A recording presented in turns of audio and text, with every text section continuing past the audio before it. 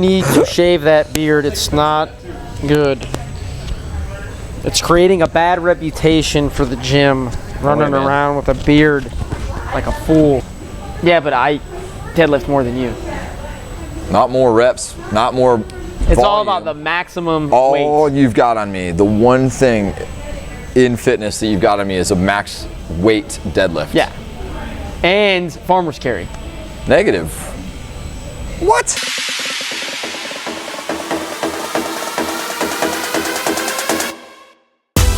What's up, guys? Welcome to the Go Headquarters podcast. I am Brandon Rahe. With me today, Matt Potak, living legend. Dude, you've got the new purple shirt on. I know, I had to wear it. That's awesome. You know, so it's not even Wednesday. We wear purple on Wednesdays, don't forget. Today's Friday. Today's Friday. You guys won't see this on a Friday, of course, but We'll play it on Wednesday. we don't play them on Wednesday. We'll play the podcast on Wednesday. Special edition. Special Wednesday edition. Special Wednesday edition. Although you will see this on a Sunday. Gotcha. So what's going on, man? Anything new? No, same old, you know, same old. Just grinding, All right. grinding. A lot of good stuff going on with our class here and, you know, sports teams and things like that. So Matt is one of our local middle school football coaches. Yep. So he's been real busy coaching today's youth in fitness and sport, which is awesome. Which kind of leads us a little bit to today's topic, which is why do we compete? So you've got an athletic background in many sports. What are some of the sports you've competed in? You know, bodybuilding, powerlifting, back sports in school, football, wrestling, weightlifting, things like that. So team and individual Team and stuff. individual, yes. Both sides of that. So some of the things we want to express to you viewers today with regards to competition is like the why to do it. Not everyone is driven to compete, in my experience. Some of us are naturally driven to compete and we almost can't get away from it.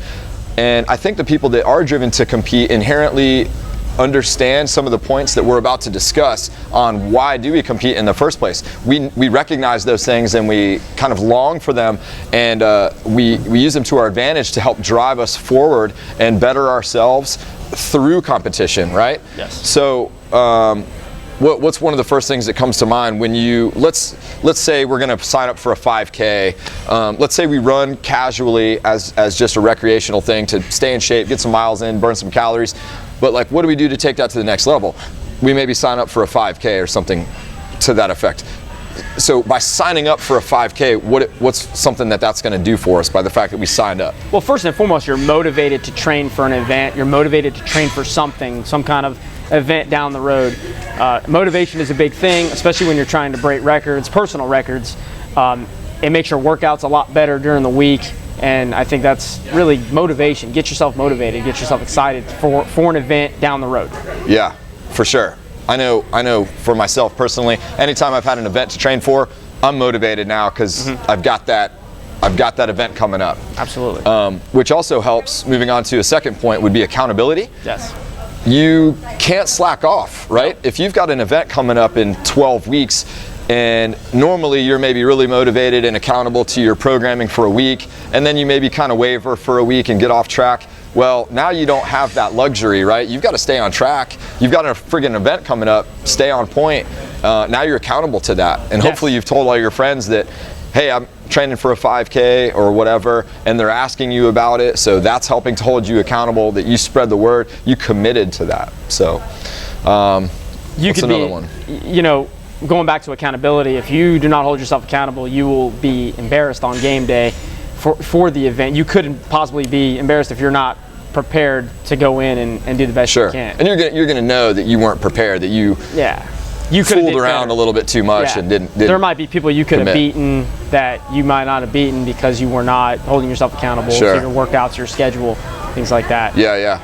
What's another thing beyond accountability? What do you think? Helps address your weaknesses. You know, everybody has a weakness, and if you are competing in an event and you're preparing for an event, you're going to work on those weaknesses.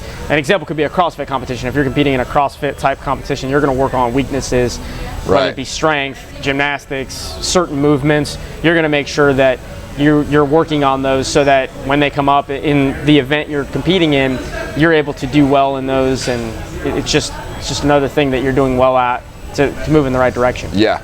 And that weakness even could be, as vague as this sounds, could be nutrition, right? Dialing in for a competition, you may feel the sense of urgency to tighten up your nutrition, to shave just a few pounds going into the competition, and make sure your body's properly fueled. So again, that's motivating in itself, right? On the nutrition side, that hey, we want to address that because our training is maybe really on point.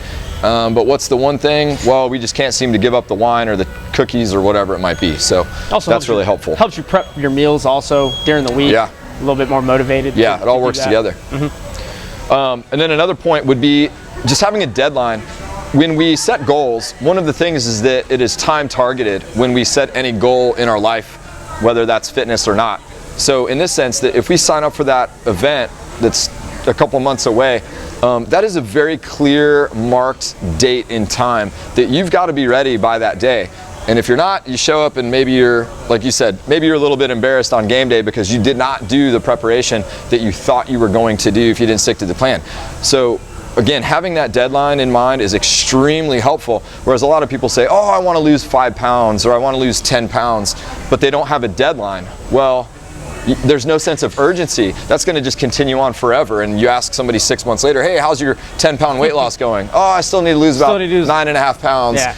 And so yeah, deadlines are extremely important when it comes to goal setting, and this is no different. So signing up for a competition holds you to that. Absolutely. It's also a lot of fun to compete for a competition and have that date, weeks or months away. You get your family involved, your family, surround yourself with your family, your friends. They are going to support you. A lot of them will probably come out to your event. And it just makes you excited to train. It makes you excited to go out and compete.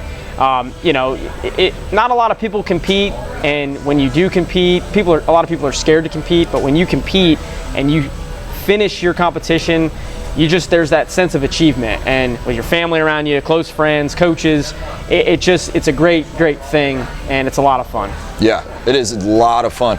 I think most people are genuinely intimidated at first before they do any type of competition. Yes. I've been dealing with that my entire career, trying to urge people to do an event of some kind for the first time. It is scary, it can be intimidating. People have all of these concerns about, I don't want to come in last, I don't know if I can do this, all of these self-doubt moments. So when they finish, I don't know, just everything kind of washes away, and you just have all the things Matt was just talking about, like the adrenaline during the competition. You have butterflies in your stomach. There's all of this excitement that's going on and buzz.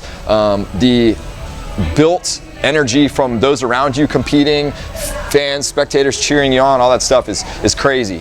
So the adrenaline comes into play in a positive way. Because you'll do things that you probably did not do in the gym at a competition. Right. Like you said, there's people around, there's people cheering you on, and there's that extra excitement that's going to help you. You're going to do things that you did not do in the gym. I know I have in the past. I know you have, where you're competing in something and you're like, wow, I just hit, I just did this or I just did that. I just PR'd my time by 1.5 minutes. Yep. And you're like, I never could have did that out here in the gym, running around the neighborhood. Yep. There's nothing like competing, and there's nothing like that adrenaline rush, that excitement. Hard to recreate in training environment. Yes. So you've got to be somewhere on game day. That's good. So I guess in a nutshell, 5 main points for why you should compete would be motivation, accountability, addresses your weaknesses, staying accountable to a deadline, and then fun. And I know that last one's maybe hard to convince some of you of, but in all honesty, it is a whole lot of fun. Even for those of you that came out and did Murph with us a few weeks ago, you maybe realize as much work as that is, and as hard as that workout might have been, it is fun when you have that event going on around you. So definitely. So get out there, sign up for a race of some kind. Talk to your coach, see what maybe you are interested in, and we can kind of help develop a game plan for you and find an event for you to do somewhere locally. Or take a vacation and plan it around the event, whatever that is. Definitely. So, Definitely. Matt, thanks for joining today, man. Yeah, it's always a pleasure. See you next time, dude. All right.